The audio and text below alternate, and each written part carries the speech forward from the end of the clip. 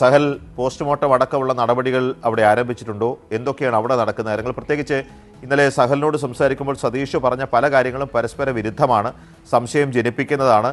സതീഷ് തന്നെ അതുല്യ ആത്മഹത്യ ചെയ്യില്ല എന്ന് ഉറപ്പുള്ള പശ്ചാത്തലത്തിൽ ഏത് രീതിയിലായിരിക്കും അവിടുത്തെ അന്വേഷണം നടക്കുക? Good morning. ഇക്കാര്യത്തിൽ ഏറ്റവും പ്രധാനപ്പെട്ട കാര്യം ഒന്ന് പോസ്റ്റ്മോർട്ടവും, രണ്ട് ഫോറൻസിക് റിപ്പോർട്ടും തന്നെയാണ്. ഇവിടുത്തെ ബന്ധുക്കളും ഒരുപാട് വിഷയങ്ങളെ പറ്റി ഞാൻ സംസാരിച്ചിട്ടുണ്ട്, ഒരുപാട് ഡിസ്കഷൻസ് പോയിട്ടുണ്ടെങ്കിലും അപൂർവങ്ങളിൽ ചില വിഷയങ്ങൾ മാത്രമാണ് എൻ്റെ മനസ്സിലോട്ട് ഇങ്ങനെ സ്ട്രൈക്ക് ചെയ്യുക. എന്തായിരുന്നു, എന്തൊക്കെയായിരുന്നു, എന്തിൽ കൂടിയൊക്കെയാണ് കടന്നു പോയിട്ടുള്ളത് എന്നൊക്കെ ചില വിഷയങ്ങൾ മാത്രം എന്തോ ഒരു കണക്ഷൻ ഫീൽ ചെയ്യും. അപ്പം എനിക്ക് അങ്ങനെ ഫീൽ ചെയ്തൊരു കേസാണ് അതുല്യ എന്ന് പറയുന്നത്. ഇതിന് തൊട്ട് മുമ്പും സ്ത്രീധനവും ഡൗറിയുമായി ബന്ധപ്പെട്ട് പല വിഷയങ്ങൾ സോഷ്യൽ മീഡിയയിൽ വന്നെങ്കിലും ഞാൻ ഈ ഒരു പെർട്ടിക്കുലർ ന്യൂസാണ് ഞാൻ അതിൽ നിന്ന് എടുത്ത് സംസാരിച്ചത്. എനിക്ക് തോന്നുന്നു മേ ബി ഞാൻ വർക്ക് ചെയ്യുന്ന ഫീൽഡ് ഒരു ഡി അഡിക്ഷൻ ഫീൽഡ് ആയതുകൊണ്ടാണോ, അല്ലെങ്കിൽ ഈ പെർട്ടിക്കുലർ വ്യക്തിയുടെ ആറ്റിറ്റ്യൂഡ് കണ്ട സമയത്ത് എനിക്കിനി വേറെ വല്ല പേഷ്യൻ്റുമായിട്ട് കണക്ട് ചെയ്യാൻ പറ്റി എങ്ങനെ എന്നൊന്നും എനിക്കറിയില്ല. എനിക്ക് ഈ പെർട്ടിക്കുലർ കേസിൻ്റെ ഓരോ പടികളും ഓരോ സ്റ്റേജുകളും ഒക്കെ ഞാൻ എപ്പോഴും ഇരുന്ന് ന്യൂസിൽ നോക്കലുണ്ട്. എനിക്ക് ജോലി സംബന്ധമായി ജോലി സ്ഥലത്ത് എത്തിയിട്ടുണ്ടെങ്കിൽ ന്യൂസ് കാണൽ വളരെ ദുർഘടം പിടിച്ചൊരു പരിപാടിയാണെങ്കിലും I take time for this particular case. അപ്പോൾ നമ്മളുടെ അതുല്യ കേസുമായി ബന്ധപ്പെട്ടിട്ടുള്ള കുറച്ച് പുതിയ വിവരങ്ങൾ പറയാൻ വേണ്ടിയിട്ടാണ് ഇന്ന് ഞാൻ ഈ വീഡിയോ എടുത്തത്. അപ്പോൾ നമുക്ക് ഇപ്പോഴത്തെ പ്രധാനപ്പെട്ട ന്യൂസിലോട്ട് പോകുന്നതിന് മുമ്പ് കുറച്ച് പീസുകൾ നിങ്ങൾക്ക് എനിക്ക് കാണിച്ചു തരാനുണ്ട്. മുറിപ്പാടുണ്ട്, ഞാൻ ചെയ്തിട്ടില്ലെന്ന് ഞാൻ പറയുന്നില്ല. ആ മുറിപ്പാടെന്ന് വെച്ച് കഴിഞ്ഞാൽ ഞാൻ കഴിച്ചിട്ട് നിൽക്കും ചെയ്ത കാര്യമാണ് ഒന്നും പറഞ്ഞ് എടുത്തിട്ട് എല്ലാ ദിവസവും ഒന്നും അലക്കല്ല. ഇവർ പറയുന്ന ഉണക്ക് എല്ലാ ദിവസവും വെള്ളം അടിക്കുന്നു, എല്ലാ ദിവസവും ഉപദ്രവിക്കുന്നു, അങ്ങനെയൊന്നും അല്ല. എനിക്ക് നേരെ നിൽക്കാൻ പറ്റത്തില്ല. ഞാൻ ആഹാരം കഴിച്ചിട്ടില്ല. എനിക്ക് എന്തോ ചെയ്യണം. ഈ ഒരു പീസ് എന്താണെന്ന് വെച്ചിട്ടുണ്ടെങ്കിൽ നമ്മുടെ മീഡിയ ഈ സതീശൻ എന്ന് പറയുന്ന ഈ സൈക്കോനെ പോയി കണ്ടിട്ട് പുള്ളിനോട് സംസാരിക്കുന്ന ഒരു കാര്യമാണ്. ഇതിനിടയിൽ ഈ വ്യക്തി ചോദിക്കുന്ന ഒരു ചോദ്യമുണ്ട്, നിങ്ങൾ മദ്യപിച്ചിട്ടുണ്ടോ, മദ്യപിച്ചിട്ടാണോ നിങ്ങൾ ഈ സംസാരിക്കുന്നത് എന്നൊരു ചോദ്യം ചോദിച്ചിട്ടുണ്ട്. വെറുതെ ഒരു മീഡിയക്കാരൻ ഇത് ചെന്ന് ചോദിക്കുമോ? എത്ര ആൾക്കാരുടെ അടുത്ത് അവർ പോകുന്നുണ്ട്, സംസാരിക്കുന്നുണ്ട്. ഈ പെർട്ടിക്കുലർ വ്യക്തിയോട് ചോദിച്ചു. ദ റീസൺ ഈസ് സ്മെല് ചെയ്തിട്ടുണ്ടാവും, ഇയാൾ അടിച്ചിട്ടുണ്ടാവും. ഇയാളുടെ ഏകദേശം ആ വീഡിയോയിലെ കളി കണ്ടാൽ 100% കള്ളു കുടിച്ച് ഭ്രാന്തായിട്ടുള്ള ഒരാളാണ്, സൈക്കോ ആയിട്ടുള്ള ഒരു വ്യക്തിയാണ്. ഈ പെർട്ടിക്കുലർ വ്യക്തിക്ക് പിറ്റേ ദിവസം 2 അടിക്കാണ്ട് നിൽക്കാൻ സാധിക്കില്ല. ഈ ഡി അഡിക്ഷൻ സെൻറ്റർ ഒരു പേഷ്യൻറ്റിന് എടുത്ത് ചെയ്യുന്ന കാര്യം എന്താണെന്ന് വെച്ചാൽ, നന്നായി കുടിച്ചുകൊണ്ടിരിക്കുന്ന ഒരാൾ പെട്ടെന്ന് കൂടി സ്റ്റോപ്പ് ചെയ്യുമ്പോൾ അയാൾ അനുഭവിക്കുന്ന ശാരീരിക മാനസിക ബുദ്ധിമുട്ടാണ് പിറ്റേ ദിവസം അയാളെ കൊണ്ട് കുടിപ്പിക്കുന്നത്. അപ്പോൾ നമ്മളെപ്പോലെയുള്ള ചികിത്സാലയത്തിൽ എത്തുകയാണെങ്കിൽ മരുന്നും കാര്യങ്ങളും വേണ്ട സപ്പോർട്ടും കൊടുത്തിട്ട് ഇത് കൺട്രോൾ ചെയ്ത് നിർത്തി പുതിയൊരു ജീവിത രീതിയിലോട്ട് മാറ്റി അയാൾ പുറത്തോട്ട് വിടുകയാണ് ചെയ്യുക. ഇയാൾ ഈ തലേ ദിവസം വരെ അടിച്ച് തരിപ്പായിട്ടുണ്ട്. ഈ പെണ്ണിന് അമ്മാതിരി ക്രൂരമായ കാര്യങ്ങൾ ചെയ്തിട്ടാണ് ഇയാൾ പോയിട്ടുള്ളത്. എനിക്ക് തോന്നുന്നത് ഇയാൾ തന്നെയാണ് ഒന്നുമെന്ന് എനിക്ക് തോന്നുന്നു, പറയുന്നില്ല. അപ്പോൾ ഈ വ്യക്തി പിറ്റേ ദിവസം അടിക്കാണ്ട് വെക്കുമോ? ഒന്നാമത് ടെൻഷൻ ഉണ്ടാവും, ഒന്നാമത് കോൺഫിഡൻസ് പോയിട്ടുണ്ടാവും. പണി പോയി ജയിലിൽ കയറണം എന്നൊക്കെയുള്ള കാര്യം 100% ഉറപ്പായിരിക്കുക. അപ്പോൾ ഒരു കോൺഫിഡൻസിന് വേണ്ടി 2 അടിക്കില്ല എന്ന് ഉറപ്പുണ്ടാവും. മീഡിയക്കാരോട് സംസാരിക്കുമ്പോൾ വരെ 2 അടിച്ച ഒരു സൈക്കോപാത്താണ് ഇയാൾ. അപ്പോൾ ഇയാളെ വാക്ക് എവിടെ വിശ്വസിക്കാനാ? ഇയാളുടെ വാക്ക് വിശ്വസിക്കരുത് എന്ന് പറയുന്ന അടുത്തൊരു സാധനം കൂടെ കണ്ടിപ്പിച്ചു തരാം. ആളല്ല എന്നൊക്കെയാണ് സതീഷ് പറയുന്നത്, അങ്ങനെയാണോ? അവൻ പറയുന്നത് പച്ചക്കള്ളമല്ലേ. അപ്പോൾ അവനോട് കല്യാണ പന്തലിൽ മദ്യവെച്ചിട്ട് കയറിയവനാണ്. എൻ്റെ മകളെ താലി കെട്ടാൻ നേരത്ത് മദ്യവെച്ചിട്ട് അവന് കതിർമണ്ഡപത്തിൽ കയറിയത്. പിന്നെ ഇനി അവന് മദ്യപാനത്തെ പറ്റി പറയണം. കല്യാണ പന്തലിൽ കെട്ടുന്ന സമയം 2 അടിച്ച് കയറിയവനാണ്. കയറും ഇല്ലേ വിറയ്ക്കും.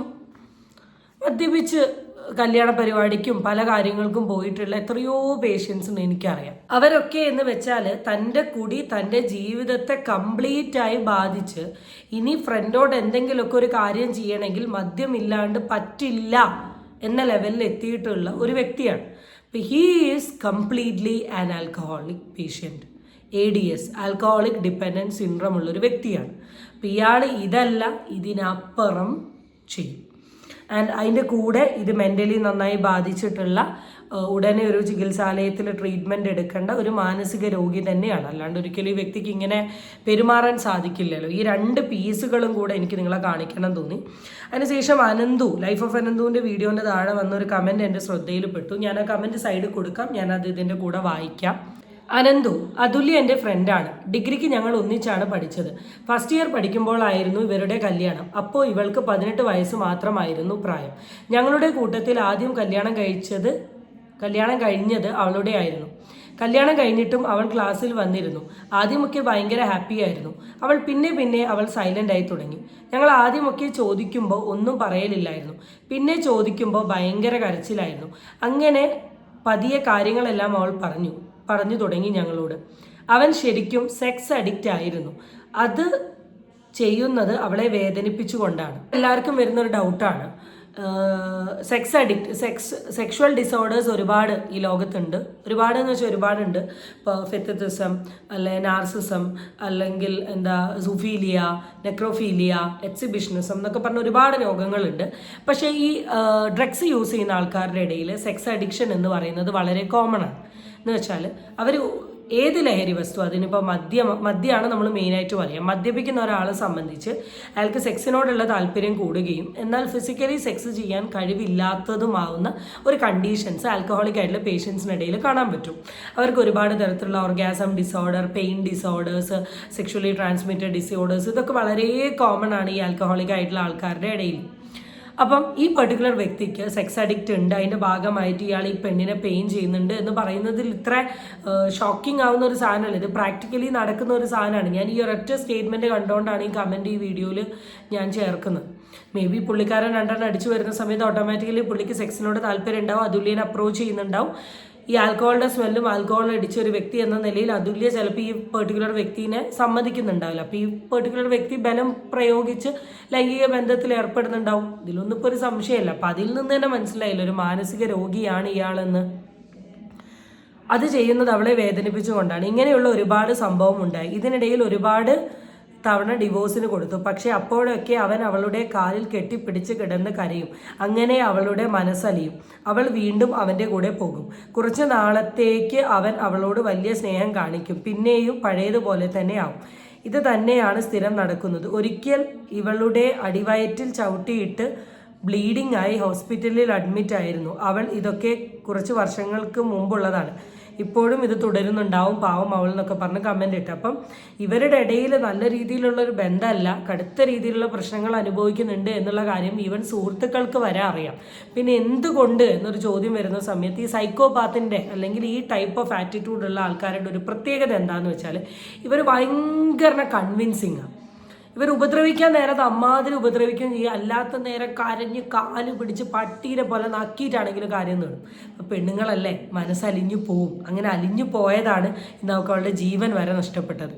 പിന്നെ ഈ വിഷയവുമായി ബന്ധപ്പെട്ടിട്ട് ഇപ്പോൾ റീസെന്റ് 2 ന്യൂസസാണ് പോയിക്കൊണ്ടിരിക്കുന്നത്. ആ 2 ന്യൂസും കൂടെ നമുക്ക് ആദ്യം നോക്കാം. അതുല്യയുടെ മരണവുമായി ബന്ധപ്പെട്ട വാർത്തയിലേക്ക് തന്നെയാണ്. ഷാർജയിൽ മരിച്ച നിലയിൽ കണ്ടെത്തിയ കൊല്ലം ചവറ തെക്കുംഭാഗം സ്വദേശി അതുല്യയുടെ ഭർത്താവ് സതീഷിനെ ജോലിയിൽ നിന്ന് പിരിച്ചുവിട്ടു. ദുബായിലെ സ്വകാര്യ കമ്പനിയിൽ സൈറ്റ് എഞ്ചിനീയർ ആയിരുന്നു സതീഷിന്റെ പാസ്പോർട്ട് ഷാർജ പോലീസ് കസ്റ്റഡിയിലെടുത്തു. അരുൺ പാറാട്ട് ദുബായിൽ ചെന്നു.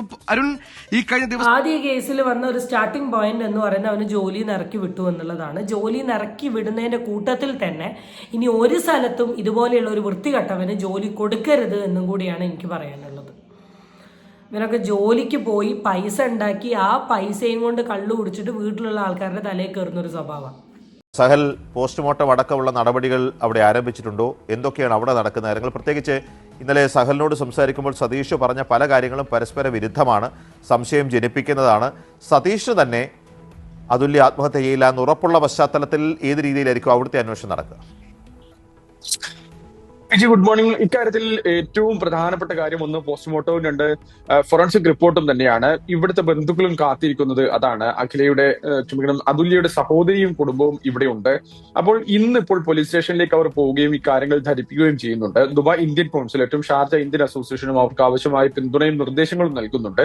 ഇന്നിപ്പോൾ പോസ്റ്റ്മോർട്ടം നടപടികൾ തുടങ്ങി പൂർത്തീകരിക്കപ്പെടും എന്നുള്ളത് തന്നെയാണ് പ്രതീക്ഷിക്കപ്പെടുന്ന കാര്യം. അങ്ങനെ പോസ്റ്റ്മോർട്ടം റിപ്പോർട്ട് പൂർത്തിയായി കഴിഞ്ഞാൽ പിന്നീട് ഫോറൻസിക് റിപ്പോർട്ട് കൂടി ലഭിച്ചു കഴിഞ്ഞാൽ അതാണ് ഇതിൽ ഏറ്റവും പ്രധാനപ്പെട്ട കാര്യം. ഇപ്പൊ ഏകദേശം ഈ കേസിന്റെ ഒരു ബിഗിനിങ് സ്റ്റേജ് എന്ന രീതിയിൽ പോസ്റ്റ്മോർട്ടം കാര്യങ്ങളൊക്കെ നടക്കുന്നുണ്ട്. എൻ്റെ ഏറ്റവും വലിയൊരു പ്രാർത്ഥന എന്താണെന്ന് വെച്ചാൽ ഈ കേസിന്റെ പ്രൊസീഡിങ് കാര്യങ്ങളെല്ലാം ഷാർജയിൽ നിന്ന് തന്നെ നടക്കണം. ദയവ് ചെയ്ത് കേരളത്തിലോട്ട് ഇവരവിടെ എത്തിക്കരുത് എന്നൊരഭിപ്രായം മാത്രമേ ഉള്ളൂ. ഈവൻ എൻ്റെ ഒരു ഇതിലെ ന്യൂസ് പ്രകാരം അതുല്യയുടെ ഏതോ ഒരു കസിൻ സിസ്റ്റർ ആരോ ഒരാൾ ഷാർജയിലുണ്ട്. നിങ്ങൾ ഈ വീഡിയോ കാണുകയാണെങ്കിൽ എനിക്ക് നിങ്ങളോട് ഒറ്റ അഭിപ്രായമേ ഉള്ളൂ, ദയവ് ചെയ്ത് ഈ കേസ് കേരളത്തിലോട്ട് കൊണ്ടുവരരുത്. അവിടുന്ന് തന്നെ നിങ്ങൾ കൊണ്ടുപോയി. ഇത് അവിടെ നടന്നൊരു ഇൻസിഡൻ്റ് അല്ലേ, അത് കഴിഞ്ഞ് ബോഡി ഇവിടെ ആക്കിയിട്ടുണ്ടെങ്കിൽ ആ കേസിന് വേണ്ടി നിങ്ങൾ ഫൈറ്റ് ചെയ്യണം. ഈവൻ അതുല്യയുടെ അച്ഛനോടും അമ്മയോടും പറയാനുള്ളത്, ഇവിടുന്ന് ടിക്കറ്റ് എടുത്തിട്ട് അവിടെ പോയി 3 മാസം താമസിച്ചാലും കുഴപ്പമില്ല, അവിടുന്ന് നീതി കിട്ടണം. ഇല്ലെങ്കിൽ ഈ പർട്ടിക്കുലർ വ്യക്തി ഇവിടെ വന്നിട്ടുണ്ടെങ്കിൽ സംഭവിക്കാൻ പോകുന്ന കാര്യം എന്താണെന്ന് ഞാൻ ഇപ്പോഴേ പറയും. ഇവൻ ഏതെങ്കിലും ഒരു മെൻ്റൽ ഹോസ്പിറ്റലിൽ കൊണ്ടുപോയിടും, അവിടെ കുറച്ച് കൊല്ലം അവിടെ കിടക്കേണ്ടി വരും. വേറെ പ്രത്യേകിച്ച് ഒരു കുന്തും ഉണ്ടാവാൻ പോകുന്നില്ല. നിങ്ങളുടെ മോളോ ജീവനോ ഒന്നിനും ഒരു സാധനം കിട്ടില്ല. കാരണം ആൽക്കഹോളിസം ഒരു സൈക്കാട്രിക് ഡിസോർഡർ ആയതുകൊണ്ട് തന്നെ സൈക്കാട്രിക് ട്രീറ്റ്മെൻറ്റ് ആയിരിക്കും മിക്കവാറും നമ്മുടെ കോടതി സജസ്റ്റ് ചെയ്യുക. ഇതിലും ഏറ്റവും നല്ലത് അവിടെ ഇടുന്നത്. അവിടുത്തെ ശിക്ഷ ഏകദേശം നല്ലതാണ്. ഇവിടെ വെച്ച് കമ്പയർ ചെയ്യുമ്പോൾ എത്രയോ ഭേദം. അറ്റ്ലീസ്റ്റ് ഒരു ചാട്ടവാറും കൊണ്ട് ഒരു 10 അടി കിട്ടിയാൽ തന്നെ നമുക്കൊരു സമാധാനം. അതുകൊണ്ടുള്ളൊരു അഭ്യർത്ഥന മാത്രമാണ്. ഇനി പോസ്റ്റ്മോർട്ടം റിപ്പോർട്ട് വരുമ്പോൾ നമുക്ക് കാണാം എന്തൊക്കെയാണ് ചേട്ടൻ അവിടെ കാണിച്ച് കൂട്ടിയിട്ടുള്ളത് എന്നുള്ളത്. അടുത്ത വീഡിയോ ആയിട്ട് വീണ്ടും കാണാം. അതുവരേക്കും ബൈ ബൈ. ചാനൽ ഇഷ്ടപ്പെട്ടാൽ സബ്സ്ക്രൈബ് ചെയ്യാൻ മറക്കരുത്. വീഡിയോ ഇഷ്ടപ്പെട്ടാൽ ലൈക്ക് അടിക്കുക. കൂടുതൽ നിങ്ങളുടെ അഭിപ്രായങ്ങൾ കമൻറ്റ് കൂടി രേഖപ്പെടുത്തുക. ബൈ.